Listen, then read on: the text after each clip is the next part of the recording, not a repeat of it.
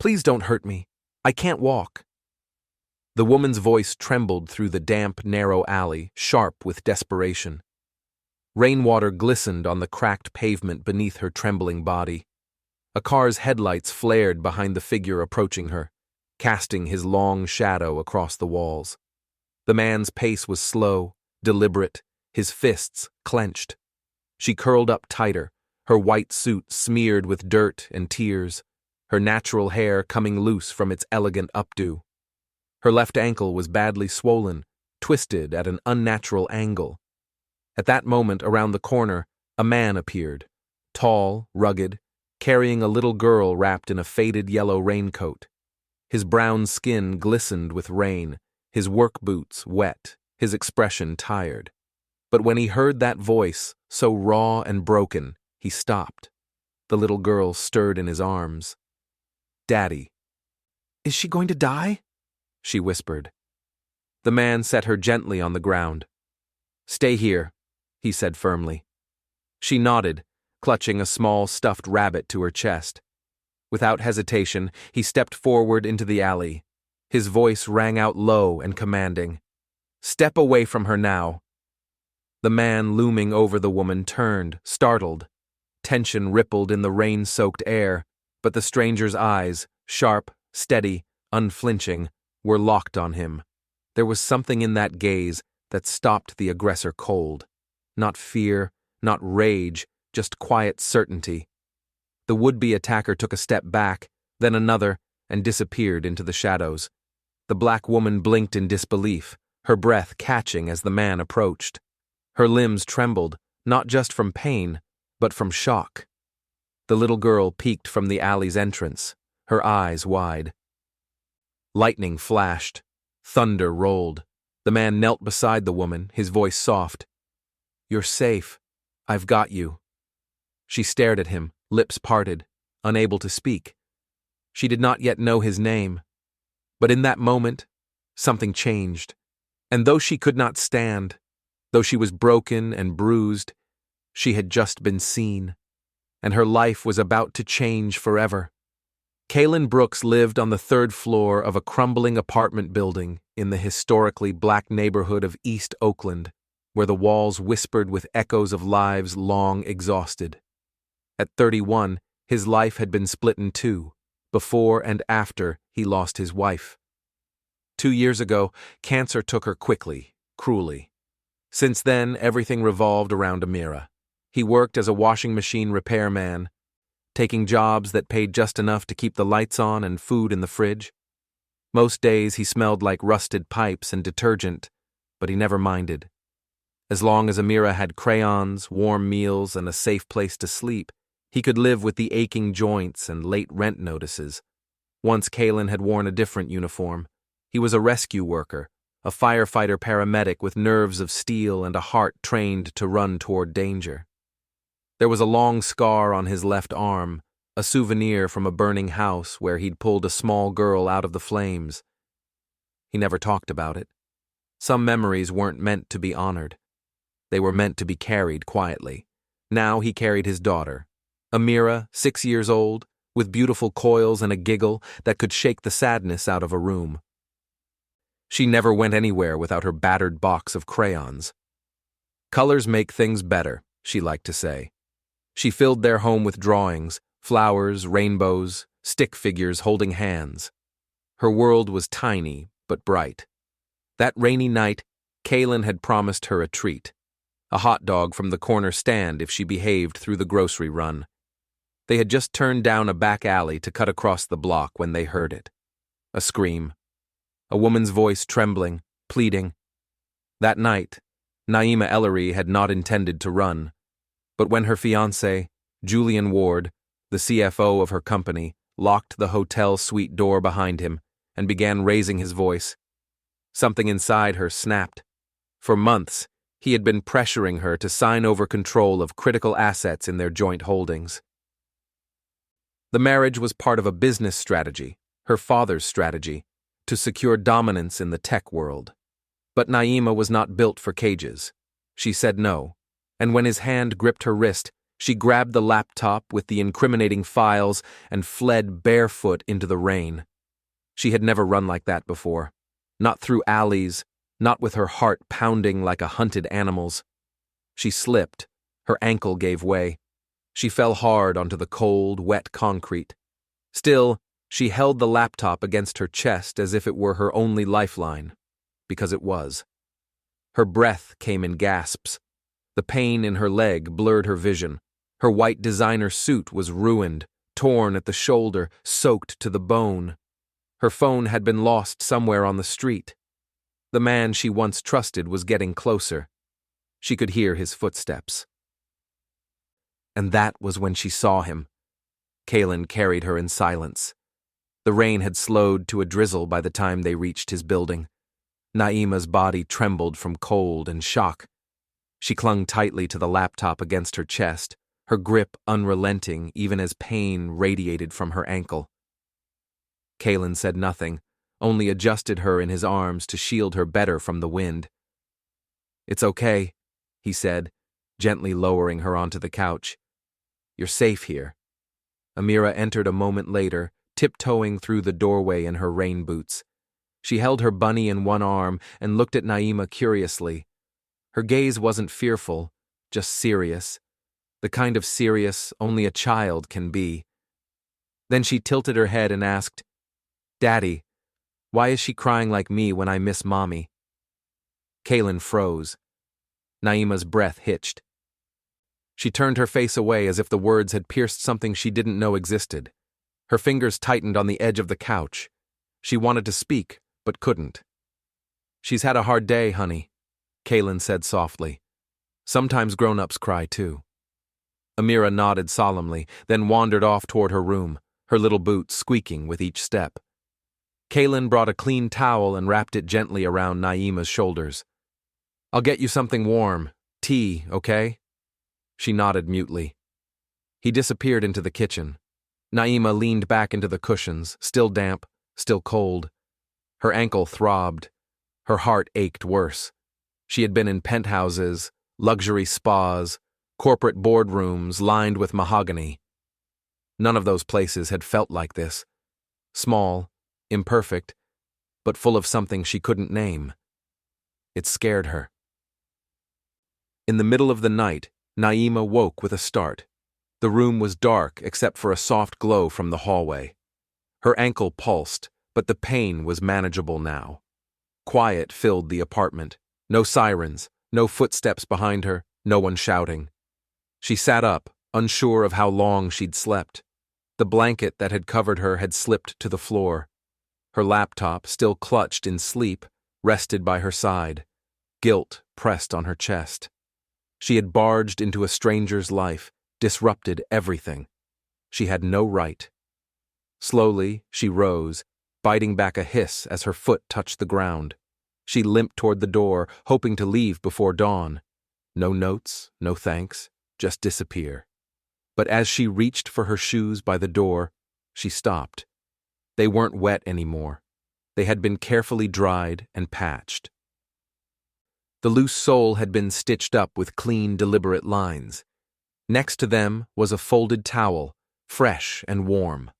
On top of it, a small piece of paper. The handwriting was rough but steady. "Your foot's not better yet. You can stay. It's okay." Naima stared at it for a long moment. No conditions, no expectations, no price, just kindness. She sank slowly to the floor, the paper trembling in her hand. All her life she had fought to prove herself, to be good enough, sharp enough, strong enough.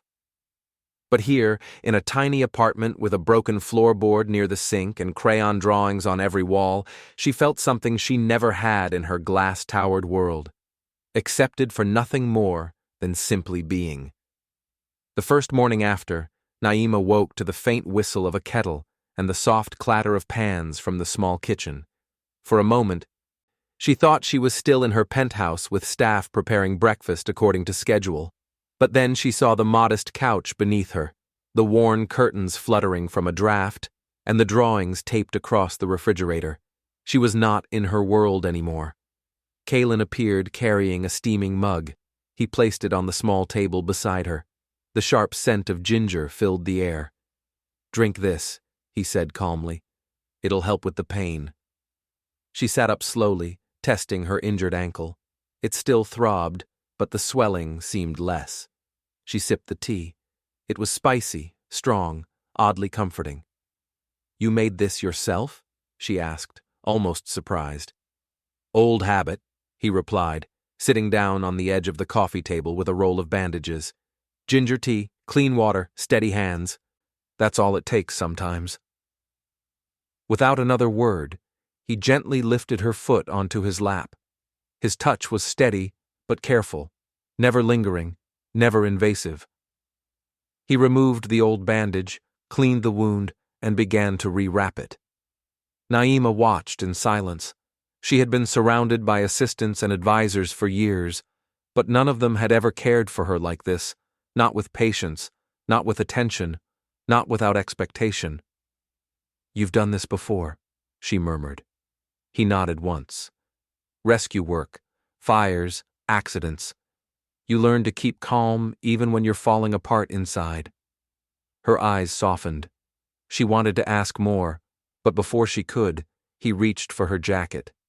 Torn from the struggle in the alley, he pulled a small sewing kit from the shelf and began threading a needle.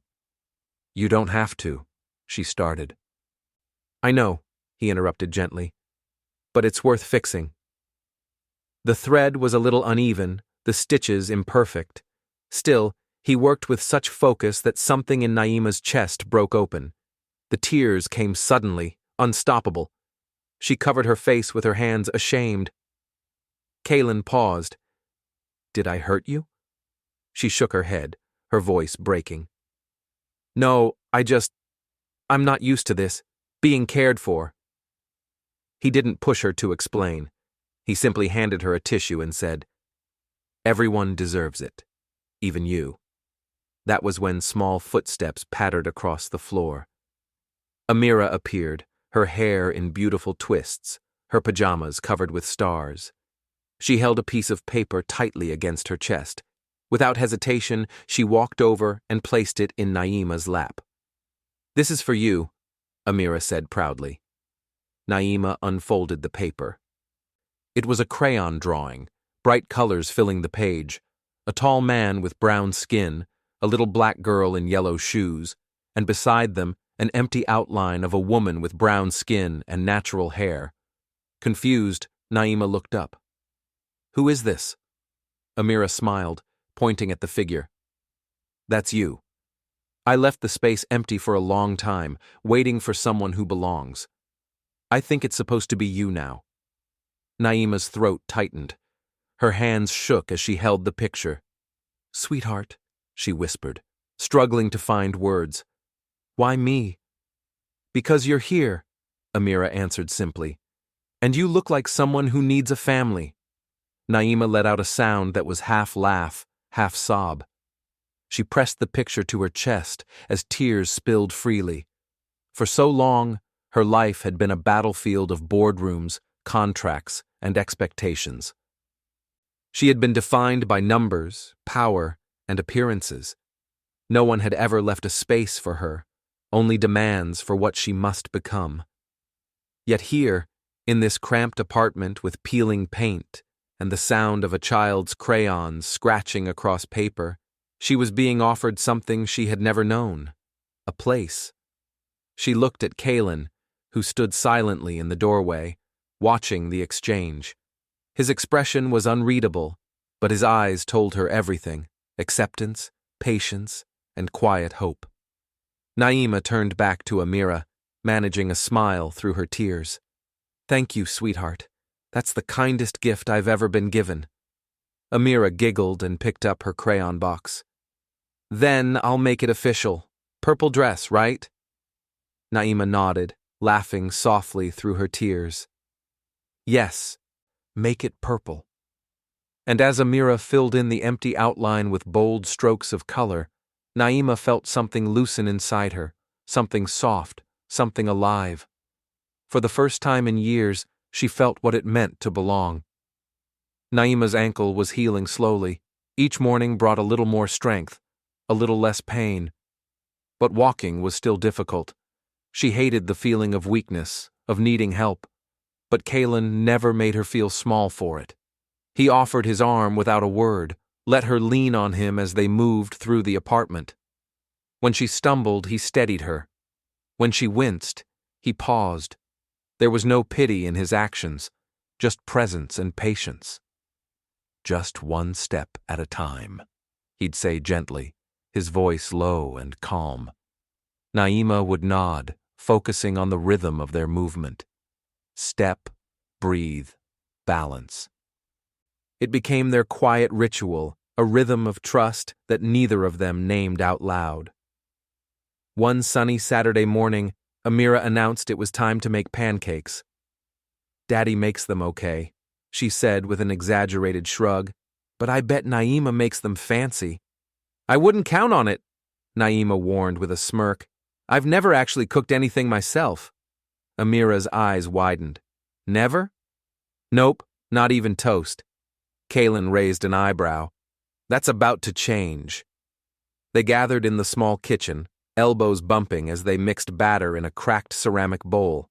Amira stood on a chair to reach the counter, her coils bouncing with excitement as she gave orders like a seasoned chef. "More milk, not too many eggs, and wait for the bubbles before flipping." Naima tried to follow the directions, but the first pancake stuck. The second one folded in on itself. The third one somehow caught fire. Kalen snatched the pan off the burner, waving a dish towel at the thin trail of smoke. "I think that one's yours," he joked, nudging the blackened blob toward Naima's plate. They all laughed. Real laughter that came from the belly, loud and unguarded. It filled the kitchen like sunlight. When they finally sat down to eat, the pancakes were uneven, a little burnt, some even raw in the middle. But Amira grinned as she took a big bite. "These are dorky pancakes," she declared, "but dorky is good." They ate slowly, letting the golden light pour over the table. Outside the window, Oakland bustled on, but inside time seemed to soften. Amira chattered about school, how she'd almost won the spelling bee, how her teacher wore socks with cats on them, how she'd told the class that Naima was her maybe new mom. Naima froze for half a second, eyes meeting Kalen's across the table. He didn't react, just reached over and poured more syrup onto Amira's plate like it was the most natural thing in the world. That evening, after Amira had fallen asleep surrounded by coloring books and plush animals, Naima and Kalen sat on the couch, watching the soft flicker of headlights from the street below. The television was off. The quiet between them was full, not empty. Naima pulled the blanket closer, her body still tired from practicing steps earlier. Without thinking, she leaned sideways and rested her head on Kalen's shoulder. He didn't move. She could feel the steady beat of his heart beneath her cheek, the warmth of his presence grounding her. "You don't know," she whispered. "But you've saved me from so many things." Her voice was barely more than breath, but he heard her. He didn't turn, didn't ask what she meant. He simply said, "I didn't save anyone. I just saw someone who needed help." She closed her eyes. That answer, quiet, honest, unheroic, cut through all the noise she'd lived with for years. No one had ever looked at her and seen a person before. They'd seen opportunity, strategy, success. But Kalen, he saw someone who was hurting, and instead of walking away, he stayed. It began with a phone ringing, then buzzing at the front door, then the knock, loud, firm, too familiar. Naima froze, her hands still soapy from washing dishes. Kalen glanced out the window, then quickly closed the curtain. "Don't move," he said calmly. She didn't need to ask. The moment she saw the sleek black car parked on the street, she knew they had found her. Within hours, more arrived. A cameraman, a woman in a tight blazer with a microphone, a man from legal wearing a tie that screamed damage control. The sidewalk outside the apartment became a low-key spectacle. Kalen stood by the door, arms folded across his chest, body blocking the peephole. From the bedroom, Amira's voice called out softly, "Why are people outside?" "It's okay, honey," Naima said, trying to keep her voice steady. "They're just lost." Later that evening, as the reporters grew tired and the knocks faded into silence, Naima received a message from the board. An offer, a generous one. Millions of dollars in new compensation, full reinstatement, rebranding, reputation management. All she had to do was come back, sign the papers, smile for the cameras, and pretend none of it had happened. She stared at the message for a long time. Then she closed the laptop and walked into the kitchen, where Kalen stood drying a dish with an old checkered towel. "I'm not going back," she said. He didn't look up right away. "You sure?" "Yes," she said. "I've been offered more money than I could ever spend, but not once in all those years did I wake up feeling like I do here." He turned to her, eyes serious. "How do you feel here?" She hesitated, then answered, "Real. Seen. Safe." He nodded once. That was all he needed. By morning, they had packed a bag. Kalen loaded Amira into the truck and drove them out of the city, down winding roads lined with trees that had just begun to turn gold with the coming fall. They arrived at a quiet farmhouse tucked behind a grove of birch trees. It belonged to Kalen's mother, a retired nurse with soft gray hair and hands that knew how to make anyone feel like a child again. She took one look at Naima, didn't ask questions, and said, "There's warm bread in the oven and a clean bed upstairs." That night, under a sky full of stars and silence, Naima and Kalen sat on the porch steps, a worn quilt draped over their knees. "I used to think I had everything," she said. "Titles, property, power." He said nothing, just waited. "And yet," she continued, "it was all hollow. I didn't realize how much I had given up just to be seen as successful." Kalen took a slow sip of tea, then spoke. "They only saw your name, not you." She nodded. "Exactly." He looked out across the field, voice quiet. "I know what that's like, to be seen as something you're not." She turned to him. "Tell me." He took a long breath. "There was a fire. Years ago. Small house. I was the first on scene. Pulled a little girl out." She could hear the tightness in his voice now. "She didn't make it. I did everything I could, but it wasn't enough." She reached for his hand. "You still carry it, don't you?" He nodded. "Every day." There was no need to say more. The silence between them was not heavy. It was shared, honored. They simply sat there, their fingers intertwined under the night sky. Two people who had each lost something and now quietly had begun to find something else. The boardroom was colder than she remembered, not in temperature, but in energy. Polished glass walls, marble floors, and metal fixtures reflected every sterile inch of the space where Naima Ellery had once commanded attention with just a glance. Now she limped. Her steps echoed in uneven rhythm, one heel slightly dragging from the healing ankle. She wore no designer gown, no diamond accessories, just a clean navy suit and determination burning in her eyes. Every head turned. The whispers started immediately among the predominantly black executive board she had once led. She came back. She actually showed up. What is she thinking? But no one stopped her. Julian Ward stood at the front of the room, smug, relaxed in the seat that once belonged to her. He smirked, leaning into the microphone. "Miss Ellery, how unexpected. I assumed you'd finally accepted your place off the board." Naima didn't flinch. She walked straight to the center of the room, steadying herself with one hand on the table as she faced the crowd of shareholders, executives, and former allies. Her voice was clear, unshaken. "I came back to finish this the right way." Julian opened his mouth to respond, but she raised her hand, calm, quiet authority, the kind she used to wield like a blade. I may not walk the same way I used to, she said, glancing briefly at her ankle. But I stand taller now because I stand for myself.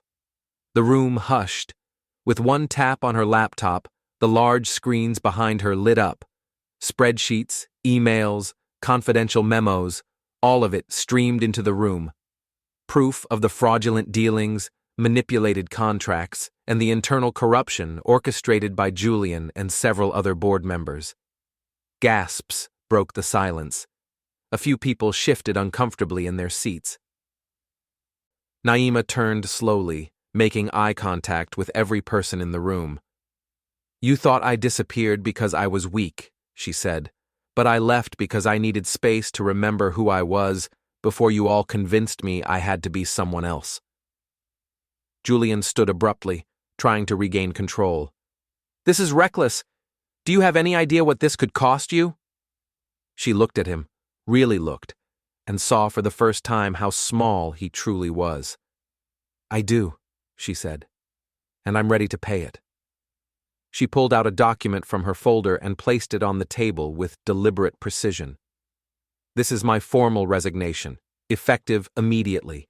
I'm relinquishing my position, my shares, and every last piece of control you ever thought you had over me. The silence that followed was thunderous. You can keep your board seats, your stock options, your empire built on fear and silence, she added. But I will no longer be part of it. One of the shareholders, an older black woman who had mentored Naima in her early years, leaned forward. Her voice cracked as she whispered, Why? Naima's voice softened but gained even more strength. Because I am not a product. I am not a brand. I am not a bargaining chip in someone else's game. I am a person. The older woman nodded slowly, blinking back emotion.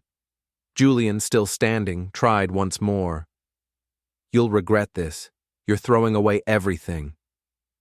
Naima gave him one last look. No, she said. I'm walking away from something that never truly belonged to me in the first place. She gathered her laptop and folder with quiet grace. As she walked out, step by limping step, no one dared stop her. Not this time. And when the elevator doors closed behind her, she didn't cry. She didn't tremble. She exhaled. Outside, the sun had begun to set. The sky glowed with amber and rose, the city below humming with life. Naima stepped onto the sidewalk, not as a CEO, but as a woman who had finally chosen herself. And for the first time in years, her shoulders weren't carrying an empire, only her truth, and that was more than enough.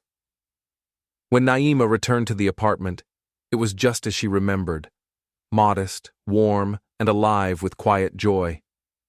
The late afternoon sun spilled through the kitchen window, casting golden rays across the floor. On the small balcony, Kalen was crouched beside a planter, helping Amira dig out a wilted marigold, their hands dirty with soil and determination. Naima stood silently in the doorway, watching them, heart full. She stepped out slowly, her voice tender. Do you have room for one more in this garden? Kalen looked up, his face lit up, not with surprise but with the calm certainty of someone who had been waiting. He nodded once. Always. Amira ran to Naima, dirt smudged on her cheek and a proud grin stretched wide. We're planting new flowers today. This one's going to be orange. You can pick the next one. Naima knelt and dug her hands into the earth with them. There, in the quiet act of planting something new, she felt her roots take hold. Days passed, and Naima poured her energy into something she'd only dreamed of. The Amira House, a non-profit organization for women who had been manipulated, abused, or discarded by power structures like the one she escaped. Kalen helped build the website. Amira insisted on the name. Because flowers grow better when they have sunshine, Amira explained, and love. At the center of the Amira House's mission was this idea. No one should have to earn safety or beg for kindness.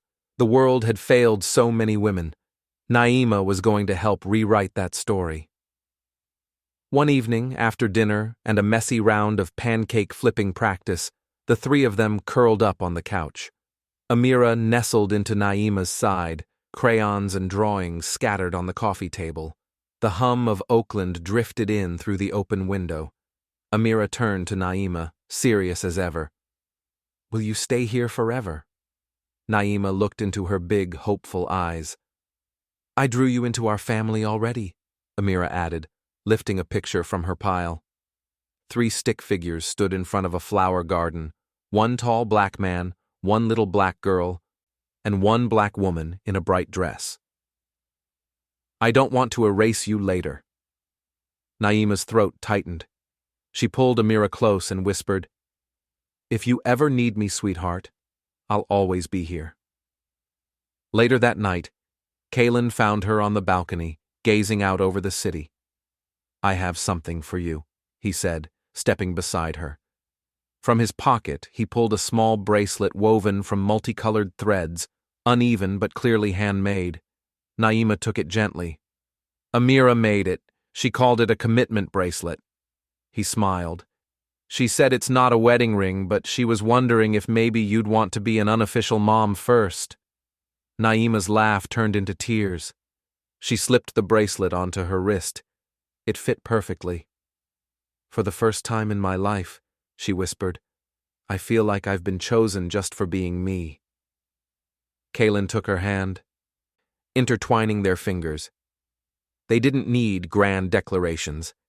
Everything that mattered was already planted, in the garden, in Amira's laughter, in the tiny threads of a bracelet made with hope. In the months that followed, Naima's days were filled with healing, hers and others. The Amira house bloomed with stories of resilience, black women finding their footing again, children smiling for the first time in months.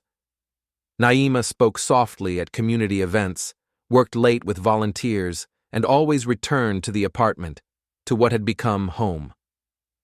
One morning, Amira ran in from the balcony holding a fresh drawing. "Look," she beamed. "It's us planting flowers. It's our forever garden."